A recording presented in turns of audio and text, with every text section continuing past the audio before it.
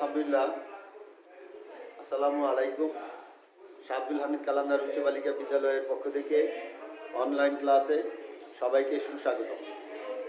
আমি অত্র বিদ্যালয়ের সিনিয়র শিক্ষক মোহাম্মদ মোজাম্মেল হক আজকে নবম শ্রেণীর ব্যবসায় উদ্যোগের দ্বিতীয় অধ্যায়ে একটি ক্লাস নেওয়ার জন্য উপস্থিত হয়েছি। যে ব্যবসায় উদ্যোগ এটা একটা সৃজনশীল বিষয়।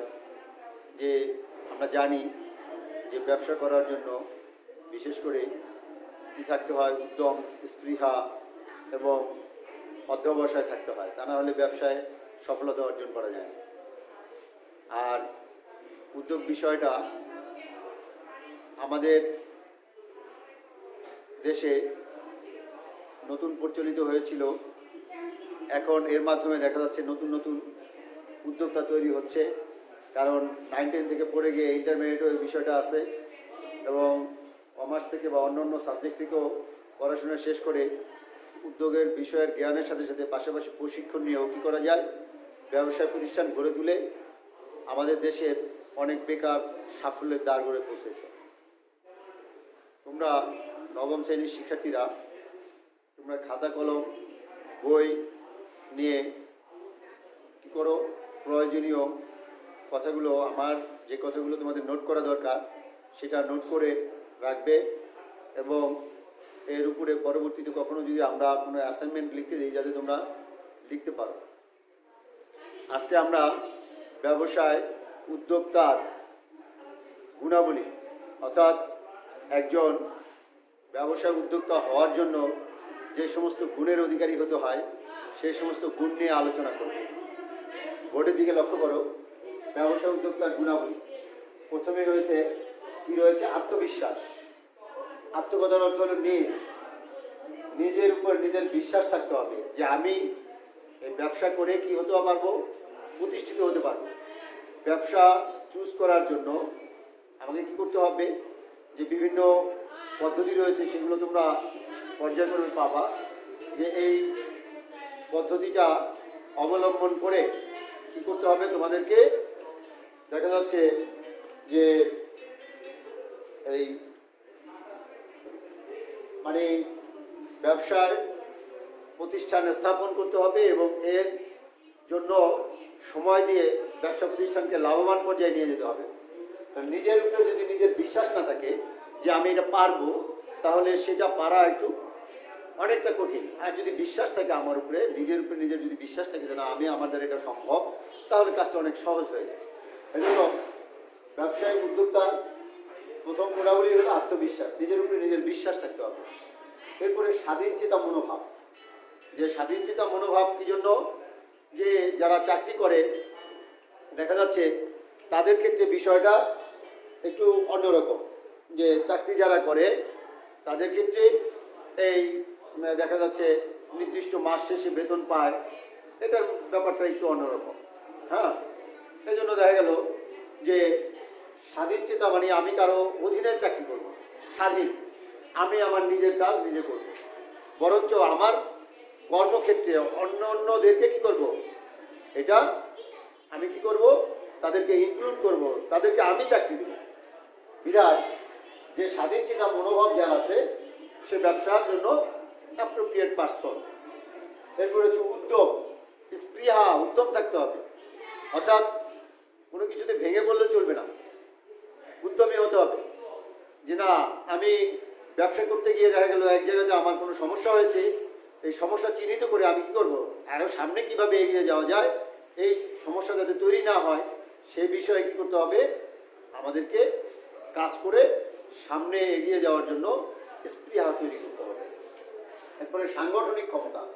যে আমরা জানি যে ব্যবসা প্রতিষ্ঠান একটা সংগঠন, এটা পরিচালনার জন্য কী করতে হবে, সাংগঠনিক ক্ষমতা থাকতে হবে।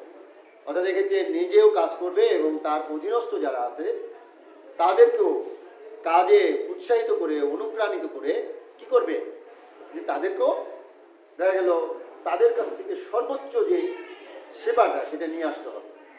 অর্থাৎ তারা যাতে আগ্রহের সহিত কাজ করে, এই জন্য সাংগঠনিক ক্ষমতা থাকতে হবে উদ্যোক্তা। এরপর রয়েছে সাহস। যে সাহস না থাকলে ব্যবসা করা যায় না, বলা যায় নো রিস্ক নো গেইন। যে সাহস নিয়ে কী করতে হবে, ঝুঁকি নিতে হবে। ব্যবসার উপাদানের ক্ষেত্রে আমরা জানি যে ঝুঁকি বিদ্যমান থাকতে হবে। কোনো ব্যবসা প্রতিষ্ঠান গড়ে তোলার ক্ষেত্রে যদি ওটা ব্যবসা হতে হয় তাহলে সেখানে অবশ্যই ঝুঁকি থাকবে। ঝুঁকিটা কি, লাভ অথবা লস এর সম্ভাবনা থাকবে। লাভও হইতে পারে ব্যবসা প্রতিষ্ঠানে, লসও হইতে পারে। এই জন্য সাহস থাকতে হবে যে আমার ব্যবসা প্রতিষ্ঠানের যে কোনো হুমকি, যে কোনো সমস্যা, যে কোনো থ্রেট আসলে এটা যেন আমি সঠিকভাবে মোকাবেলা করতে পারি।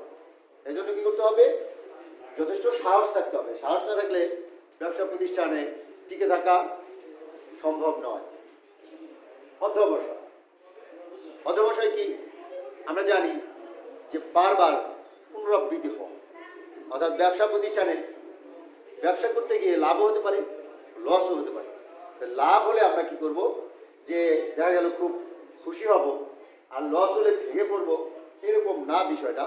ব্যবসা প্রতিষ্ঠান যখন প্রথম দিকে গড়ে তোলা হয় তখন কিন্তু সাধারণত প্রথম দিকে লাভের কথা চিন্তা কম করা হয়, যে লাভের উদ্দেশ্যে ব্যবসা করা হয়। কিন্তু প্রাথমিক 2-1 বছরের ক্ষেত্রে যে ইনভেস্টমেন্ট করে ওখান থেকে ফিডব্যাক মানে পরিপূর্ণ পাওয়ার আশা না করে প্রকল্পের একটা ধারণা নিয়ে যে আমি লাভে 1 বছর বা 2 বছর পরে আমি লাভে চলে যাব, উৎপাদন করে বা ইম্পোর্ট করে বা পণ্য তৈরি করে, ঠিক আছে। এই জন্য অধ্যবসায় থাকতে হবে, যে একবার না পারিলে দেখা শতবার। কারণ যে একবার না পারলে পরের বারে হয়তো দেখা গেল আমরা কি হব, সফলতা অর্জন করব, পরের বার না হলে এর পরের বার সফলতা অর্জন করব। এরকম অধ্যবসায় থাকতে হবে ব্যবসায়ীকে, অর্থাৎ উদ্যোক্তার একটা অত্যন্ত গুরুত্বপূর্ণ গুণাবলী। এরপরে সংবেদনশীলতা, কী করতে হবে, রেসপন্স করতে হবে, সংবেদনশীল হতে হবে। যে আমরা জানি যে আমাদের এখানে যারা কাজ করবে তাদের ক্ষেত্রে আমাদের কি হতে হবে, ফ্লেক্সিবল হতে হবে, হ্যাঁ, সংবেদনশীল হতে হবে। যদি না হয় তাহলে কিন্তু আমি তাদেরকে কাজে লাগাতে পারি। এরপরে একাগ্রতা, অর্থাৎ যে কাজে আমরা করব সেই কাজে মনোনিবেশটা করব খুব ভালোভাবে, খুব কী করবো, কনসেন্ট্রেশন, যেটা মনোনিবেশ খুব ভালোভাবে করতে হবে। আমি যেটা করতেছি এর পিছনে সময় দিতেছি, সময় দিয়ে ব্যবসা প্রতিষ্ঠানকে দাঁড় করে দিয়ে এর থেকে আমি এক সময় লাভবান হব। এই ব্যবসা প্রতিষ্ঠান থেকে লাভবান হয়ে আমি আমার যে জৈবিক চাহিদা রয়েছে এগুলো পূরণ করব। সেই সাথে সাথে ব্যবসায়ীরা, আমরা জানি বড় বড় ব্যবসায়ী আজকে যারা রয়েছে তারা বিভিন্ন সামাজিক কর্মকাণ্ড, এগুলোও করে থাকে। তাহলে সেক্ষেত্রে কী থাকতে হবে, একাগ্রতা থাকতে হবে। অর্থাৎ আমাকে কনসেন্ট্রেশন দিতে হবে ব্যবসায় ভালোভাবে, যে এখানে যদি আমি হেলাফেলা করি তাহলে যে কোনো সময় আমি কী করতে পারি, এখান থেকে টার্মিনেট হয়ে যেতে পারি, মানে এখানে আমি টিকে থাকতে পারবো। এরপরে নমনীয়তা। নমনীয় বলতে ফ্লেক্সিবল হতে হবে, যে আমাকে কী করতে হবে, খুব কঠোরতা অবলম্বন করা যাবে না, আবার একেবারে ছেড়ে দিলেও চলবে না। যে আমাকে মধ্যপন্থা অবলম্বন করতে হবে, অ্যাডজাস্ট করে নিতে হবে, কর্মীদের সাথে অ্যাডজাস্ট করতে হবে, অন্য ব্যবসায়ীদের সাথে অ্যাডজাস্ট করতে হবে। আমি যখন ব্যবসা করবো আমার যে বায়ার থাকবে, আমার যে সেলার থাকবে, তাদের সাথে আমার কী থাকতে হবে, ভালো কমিউনিকেশন থাকতে হবে, ভালো যোগাযোগ থাকতে হবে, হ্যাঁ। তাদের সাথে আমার নমনীয় আচরণ করতে হবে, অনেক কঠিনও হওয়া যাবে না, আবার অনেক করে ছেড়েও দেওয়া যাবে না। ঠিক আমার অধীনস্থ, অর্থাৎ ব্যবসা প্রতিষ্ঠানে ব্যবসায় যে অধীনস্থ কর্মচারী থাকবে তাদের ক্ষেত্রেও নমনীয় হতে হবে। এরপরে সৃজনশীলতা।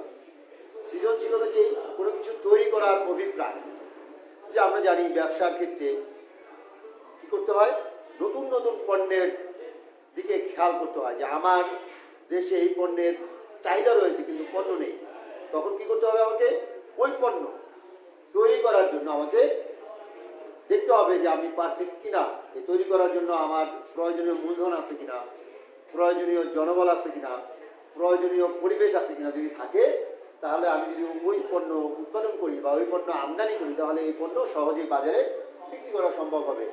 এই জন্য মেধা মনন খাটিয়ে নতুন নতুন পণ্যের কথা চিন্তা করতে হবে, নতুন পণ্য উদ্ভাবনের কথা চিন্তা করতে হবে, নতুন নতুন আইডিয়া ক্রিয়েট করতে হবে, আইডিয়া তৈরি করতে হবে এবং কী করতে হবে, সেই অনুসারে আমাকে সামনে এগিয়ে যেতে হবে এবং ওই প্রোডাক্টটা যাতে আমি কী করতে পারি, সকলের কাছে সহজেই পরিচিতি নিয়ে আসতে পারি এবং এটা কোয়ালিটি মেনটেন করে যেন আমি এটা ধারাবাহিকভাবে এখান থেকে আমি মুনাফা অর্জন করতে পারি। এরপর রয়েছে উদ্ভাবনী শক্তি। এটা সৃজনশীলতার কাছাকাছি উদ্ভাবনের শক্তি থাকতে হবে। উদ্ভাবন করা মানে কি, কোনো কিছু তৈরি করা, সৃষ্টি করা। তাহলে আমাকে নতুন নতুন কী করতে হবে, পণ্য তৈরি করতে হবে, নতুন নতুন আইডিয়া কী করতে হবে, আমাকে গ্রহণ করতে হবে। প্রয়োজন বোধে এর জন্য কী করবো, আমরা ইনভেস্ট করে, যে ট্যালেন্ট হান্ট বলে একটা কথা আছে, কৃতি সম্পন্ন ব্যক্তিদেরকে আমরা কী করব, কালেক্ট করব, কালেক্ট করে তাদের কাছ থেকে ধারণা গ্রহণ করব। কঠোর পরিশ্রম করার ক্ষমতা। আমরা জানি ব্যবসা একটা অত্যন্ত সাহসিক কাজ এবং অত্যন্ত পরিশ্রমের কাজ।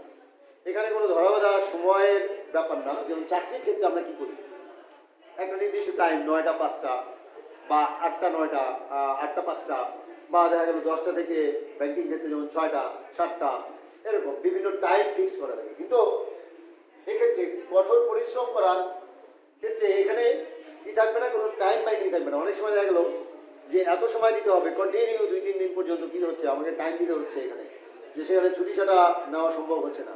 আবার যখন কি হচ্ছে, আমার ব্যবসা প্রতিষ্ঠানের যে প্রোডাকশন যখন শুরু হয়ে গেল বা প্রোডাকশন শেষ হলো, শিপমেন্টের জন্য তৈরি হয়ে গেলো, তখন দেখা গেলো আবার আমি রিল্যাক্স করতে পারবো। এই জন্য কী করতে হবে, ব্যবসায়ীকে কঠোর পরিশ্রম করার ক্ষমতা থাকতে হবে।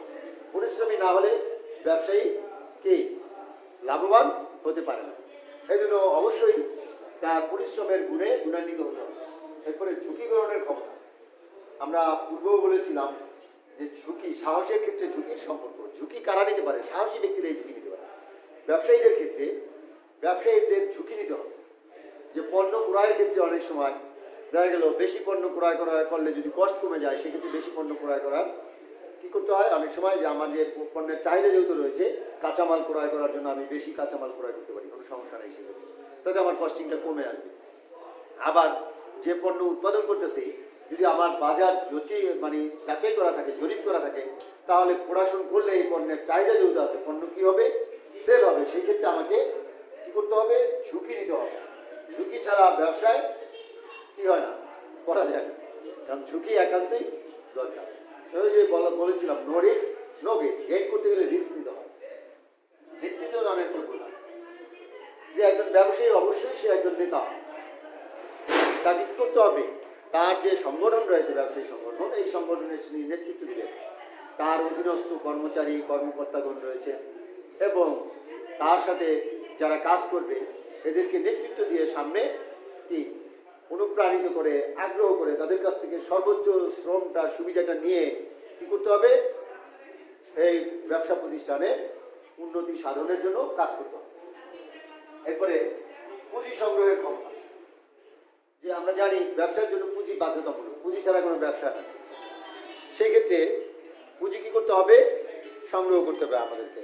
তো পুঁজি সংগ্রহ করার জন্য আমাদেরকে কী করতে হবে, যে প্রয়োজনে নিজের পুঁজি আত্মীয় স্বজনের কাছ থেকে ধার নিয়ে, বন্ধু বান্ধবের কাছ থেকে ধার নিয়ে, বা ব্যাংকের মাধ্যমেও কী করা যায়, পুঁজি সংগ্রহের একটা ক্ষমতা তৈরি হয়। পুঁজি সংগ্রহ করতে হবে, পুঁজি ছাড়া ব্যবসা করা যায়। এটা সংগ্রহ করার একটা ক্ষমতা তৈরি হতে হবে, না থাকলে ব্যবসা করা যাবে। এরপরে কৃতিত্ব অর্জনের আকাঙ্ক্ষা। যে ব্যবসায়ী যারা, তারা সাধারণত কৃতিত্ব অর্জনের আকাঙ্ক্ষা তৈরি হয়। যে ব্যবসায় যখন লাভবান হয়, তাহলে তার একটা কৃতি তৈরি হয়, তার একটা সুনাম তৈরি হয়, তার একটা গুডউইল তৈরি হয়। এর মাধ্যমে কী হয়, ব্যবসার উত্তরোত্তর কি শ্রীবৃদ্ধি হয়, ব্যবসার প্রফিট বাড়তে থাকে, ব্যবসায় সম্প্রসারিত হয়।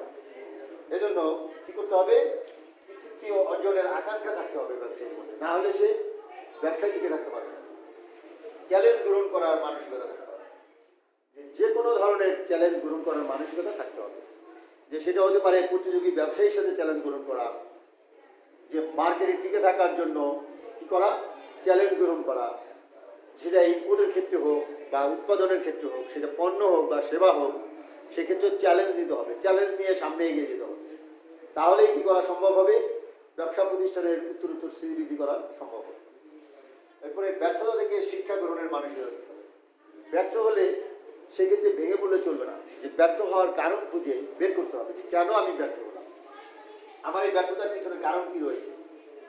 এই ব্যর্থতার পিছনে যে কারণ রয়েছে এই কারণ যদি আমি চিহ্নিত করতে পারি, পরবর্তীতে আমার এই ব্যর্থতা কি হবে, এটাই আমার জন্য সাফল্য অর্জনের সহায়ক হয়ে দাঁড়ায়।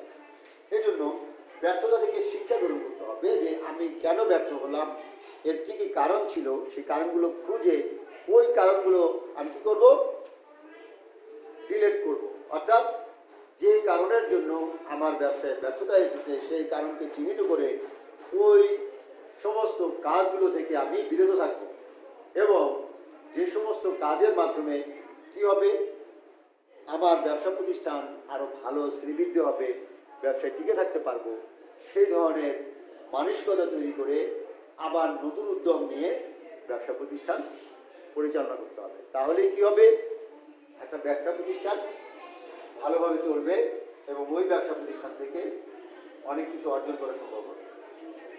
এই জন্য ব্যবসায় কেউ যদি উদ্যোক্তা হতে চায় তাহলে এই গুণগুলো তাকে কী করতে হবে, নিজের মধ্যে নিয়ে আসতে হবে। যে আমরা জানি যে গুণগুলো এমনিতে আসে না, ব্যবসা প্রতিষ্ঠানের করার জন্য মানসিকতা থাকলে আস্তে আস্তে অভিজ্ঞতার আলোকে আস্তে আস্তে ঘাত প্রতি ঘাতে কী হয়, মানুষ শিখে সে সামনের দিকে অগ্রসর হয়। আমরা জানি প্রত্যেকটা মানুষই প্রত্যেকটা ক্ষেত্র থেকে শিখে। এই জন্য শিখেও কী করা যায়, ব্যবসা উদ্যোগের এই গুণাবলীগুলো নিজের মধ্যে নিয়ে আসলে সেই ব্যবসায় সফল কাজ হতে পারবে।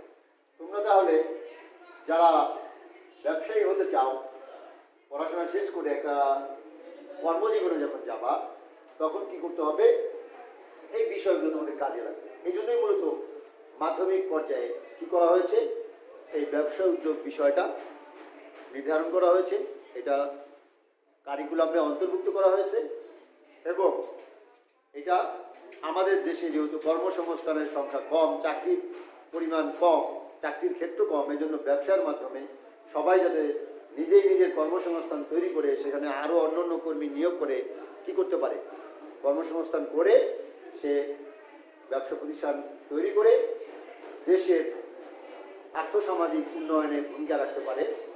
এই জন্য প্রত্যেকেই চেষ্টা করে থাকে। ধন্যবাদ সবাইকে।